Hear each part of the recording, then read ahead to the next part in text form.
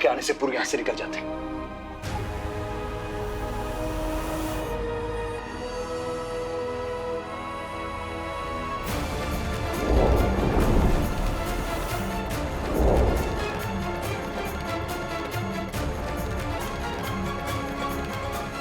क्या हुआ? मुझसे भय लग रहा है? तुम्हारा दोष नहीं है। एक दानव से भय लगना स्वाभाविक है, किंतु तुम्हें मुझसे भयभीत होने की आवश्यकता नहीं है। कुछ क्षणों के लिए तुम्हारी सौम्य बातों ने मेरे हृदय को छू लिया था, किंतु अब मैं स्वयं को क्या कहकर विश्वास दिलाऊं कि जिस दानव के कारण मेरे प्राण संकट में हैं, वही दानव मेरी रक्षा करेगा। हाँ, करूंगा तुम्हारी रक्षा। नहीं आने दूंगा तुम पर कोई भी संकट, चाहे उसके लिए मुझे अपनी मां से ही युद्ध क्यों न करना पड़े।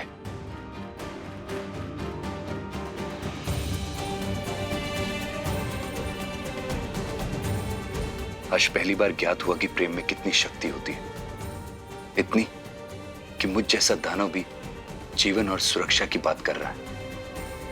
और तुम भी तो निशस्त्र मेरे लिए एक दानव के महल में प्रवेश कर गई थी। आज पहली बार इस दानव का हृदय किसी का दास बन गया है। चलो, तुम्हें यहां से कहीं दूर ले चलो, जहां तक मेरी मां ना पहुंच पाए और तुम एक नया जीवन आरंभ कर सको।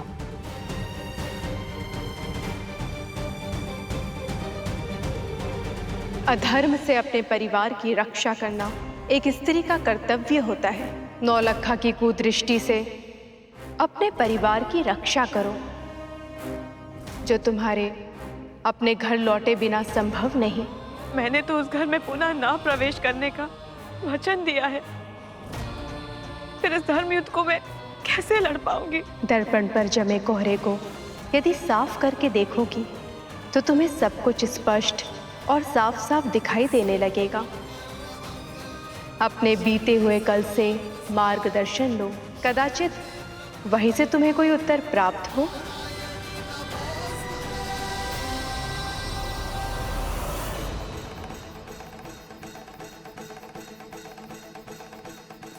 एक क्षण रुको, अब उससे और नहीं भागा जाएगा। साहस रखो शुभांगी, हम रुक नहीं सकते। अब तक तो माँ को हमारे विषय में ज्ञात हो गया होगा। दुमदुबी के रूप में तुम्हें जंगल से गांव तक का मार्ग पार करवाना सरल था, किंतु ऐसा करने से गांव वाले मुझे देखकर भयभीत हो जाएंगे।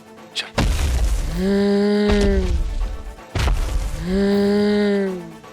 तुम चिंता मत करो, मैं हूं ना तुम्हारे साथ। चलो।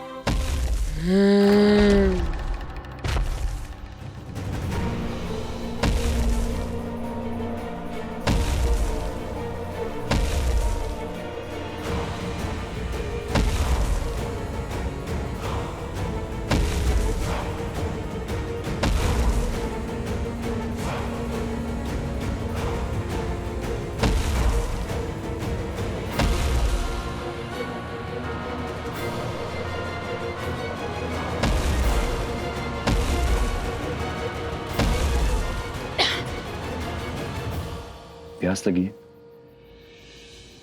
पास ही एक तालाब है, मैं तुम्हारे लिए जल लेकर आता हूँ। नहीं वो, मुझे यहाँ एकांत पे छोड़ के मत जाओ। यदि तुम्हारी माँ ने तुम्हें देख लिया तो? तुम यहीं विश्राम करो, मैं शीघ्र ही लौट आऊंगा। बस यहाँ से बाहर मत निकलना।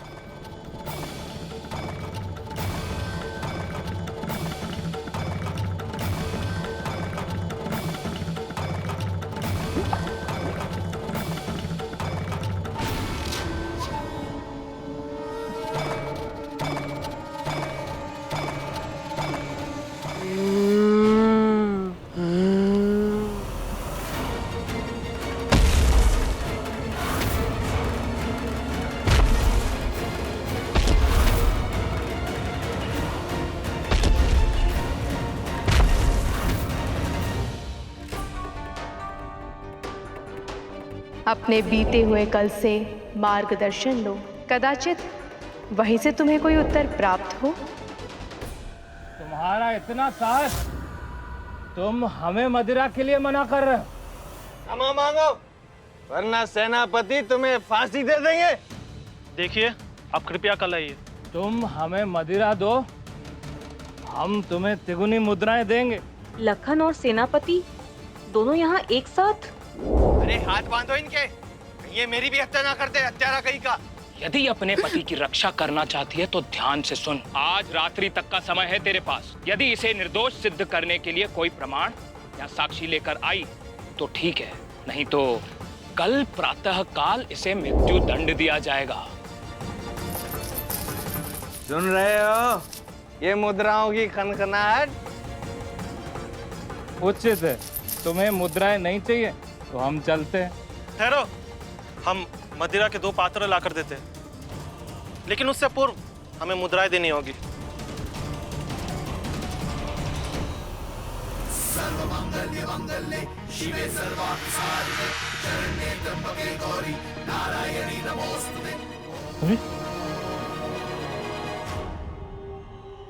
तुम्हारी मदिरा का मत तो बड़ा प्रबल है। हमें मुद्राएं भी पत्थर दिखाई दे रहे हैं।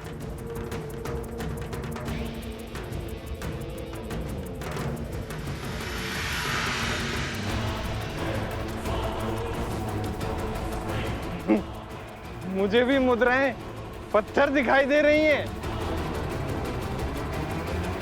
झूठ तो ये मदिरा का प्रभाव नहीं, तुम्हारी पोटली में वास्तव में पत्थर भरे। निकलो यहाँ से, किसी और को मूर्ख बनाना। अरे नहीं, ये कैसे संभव है? ये मुद्राएं हमें स्वयं देवेंद्र मुखिया ने दी। कहीं देवेंद्र मुखिया ने हमारे साथ छल तो नहीं किया? हम बाकी लोगों से भी इस बात की पुष्टि करते हैं। चलो। हाँ चलो चलो।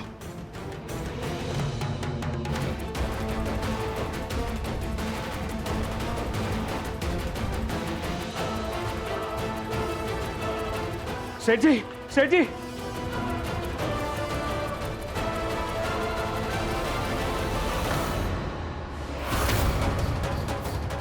अरे तुम लोग यहाँ? अरे किसी ने मुखिया को बता दिया तो संकट आ जाएगा। अरे मति तो उस समय भ्रष्ट हो गई थी जब हम मुखिया की बातों पर विश्वास करने लगे थे। क्या बोलना चाहते हो? स्पष्ट बोलो।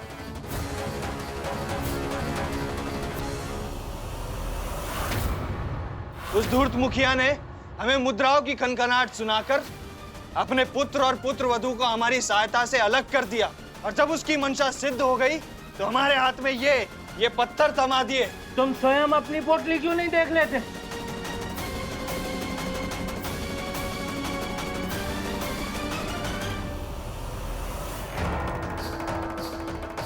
हे भगवान, इतना बड़ा छल! बहुत बड़ी भूल हो गई हमसे। पाप करोगे तो भाग्य में पत्थर ही प्राप्त होंगे ना। माता रानी, इसका अर्थ ये है कि कोई अपराध घटित हुआ ही नहीं। नरेंद्र पर लगा वो आरोप झूठा था। ये षड्यंत्र देवेंद्र का ही रचाया हुआ था। तुम्हारे प्रेम को तुम्हारी दुर्बलता बनाकर उसी ने नरेंद्र को तुम्हारे जीवन से दूर किया। विचार करो, क्या झूठ से प्राप्त वचन का कोई मान है?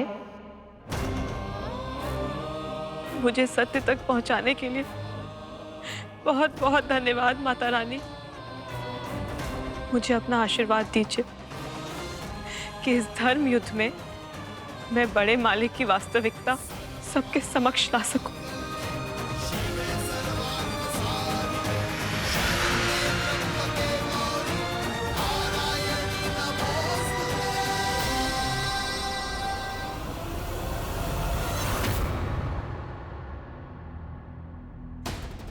शुभांगी, माता रानी का कोटि कोटि धन्यवाद, आप यहाँ मिल गए। मैं कब से आपको ढूंढ रही थी। तुम यहाँ क्या कर रही हो? मैंने आपकी माँ को ऐसी और आते देखा। मैं किसी प्रकार उनकी दृष्टि से बचकर वहां से भाग निकली। चलिए इस मार्ग से बाहर निकलते हैं। उचित कहा तुमने। चलो। क्या हुआ शुभांगी? शीघ्र करो, चलो। तुम कुशल तो हो?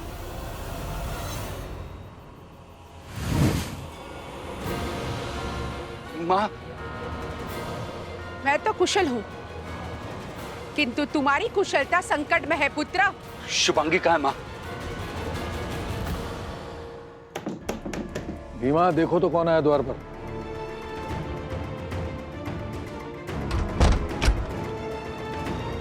इतनी रात्रि कौन आ गया ऋण मांगने? मांगने नहीं, ऋण चुकाने आई हूँ।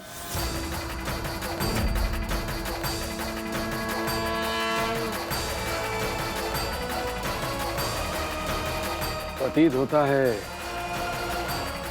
तुम अपने घर का मार्ग भूल गई हो।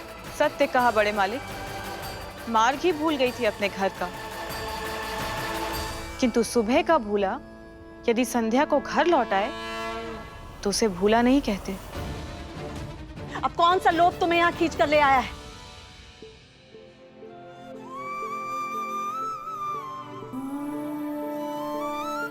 लोभ नहीं माँ जी, आवश्यकता। यहाँ से जाने के पश्चात मुझे ध्यान आया कि कुछ उधार और आभार का लेखा जोखा अब भी शेष है।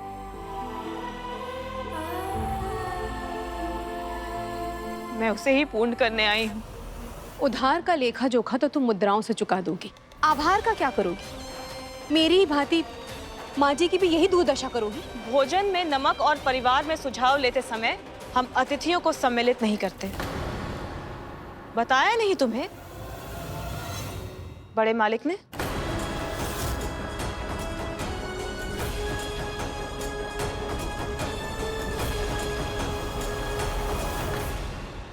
माँ जी, आपके कटु वचन सुनकर पीड़ा अवश्य हो रही है, किंतु आश्चर्य नहीं, जो पीड़ा मैंने आपको दी है कदाचित ये उसी का फल है। उस समय नरेंद्र को ऐसे दंडित देखकर मैं भय से व्याकुल हो उठी, जिसने मुझे अपने पत्नी धर्म से विमुख कर दिया। फिर माता रानी ने मुझे मेरे उस भूल का बोध कराया, इसलिए मैं उस भूल को सुधारने के लिए अपने घर में पुनः आई हूँ।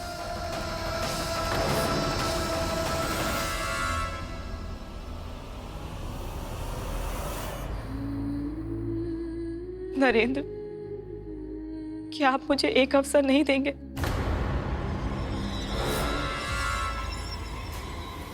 ऐसी भूल करके तुम इस घर में नहीं लौट सकती।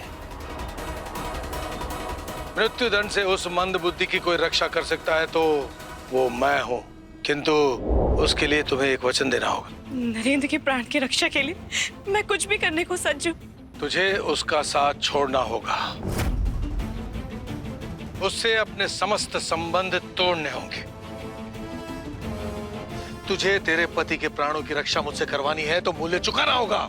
मैं उन्हें अपने समीप नहीं आने दूंगी, अपने जीवन से दूर कर दूंगी उन्हें। उसी भूल का सुधार करने आई हूँ बड़े मालिक, किंतु क्या आप किसी अन्य भूल की बात कर रहे हैं बड़े मालिक? यदि मुझसे कोई अन्य भूल अथवा अपराध हुआ है तो मुझे उसका स्मरण करा दीजिए। मैं पूरे परिवार के समक्ष उसके लिए क्षमा मांग लूंगी।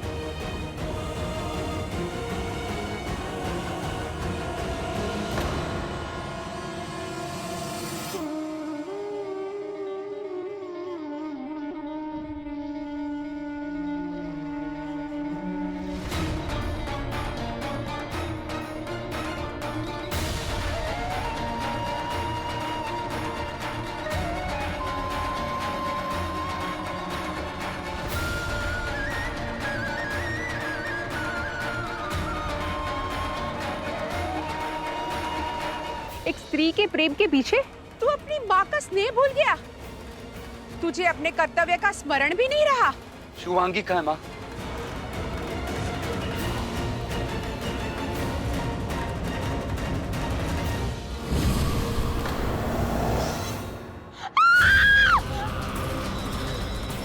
चिंतित ना हो, कल तक मैं दुल्हन को कोई पीड़ा नहीं होने दूंगी।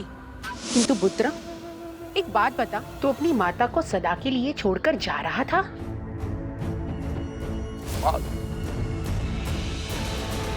शुभांगी को स्वतंत्र कर दे माँ। मैं उससे प्रेम करता हूँ। आज तक मैंने तेरी हर आज्ञा का पालन किया और आगे भी करूंगा। मैं तुझे वचन देता हूँ माँ, मैं तुझे वैसी ही दूसरी दुल्हन ला दूंगा। वही तो मैं भी कह रही थी पुत्र, तू इस दुल्हन को भूल जा। अन्य किसी दुल्हन से मेरी क्रियाविधि संपूर्ण होती तो अवश्य इसे स्वतंत्र कर देती, किंतु ये 100वीं दुल्हन है।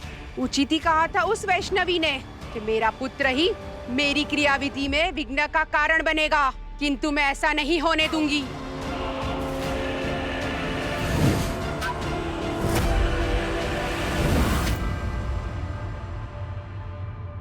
माँ, नहीं माँ।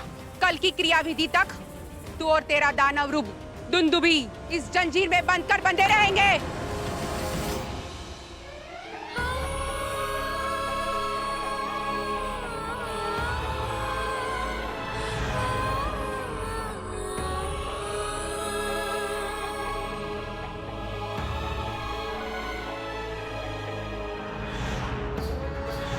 भारती,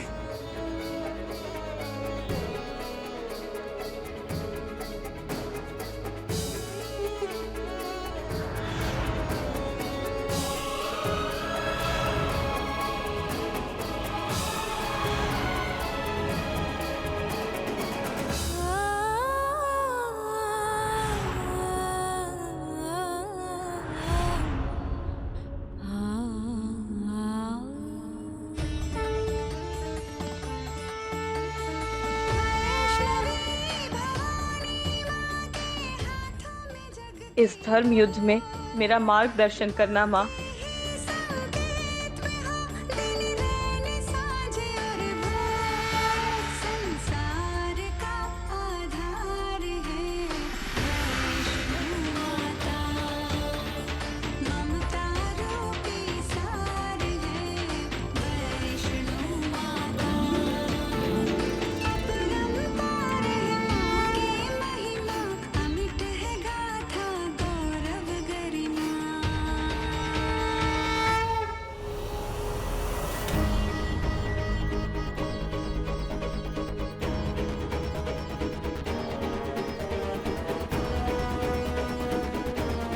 अरे हत्या की है आपने, आप हत्यारे हैं।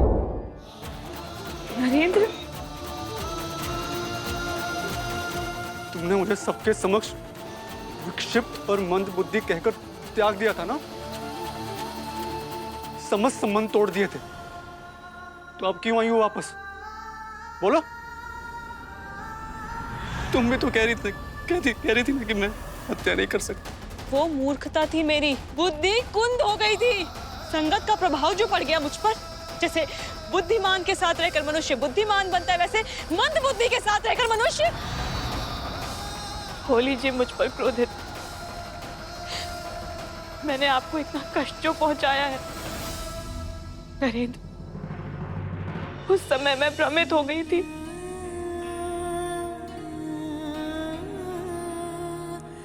मुझे क्षमा कर दीजिए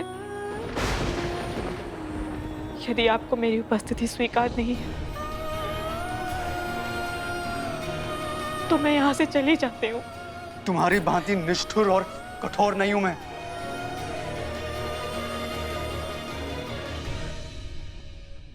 मैंने पहले भी तुम्हें जाने के लिए नहीं बोला था।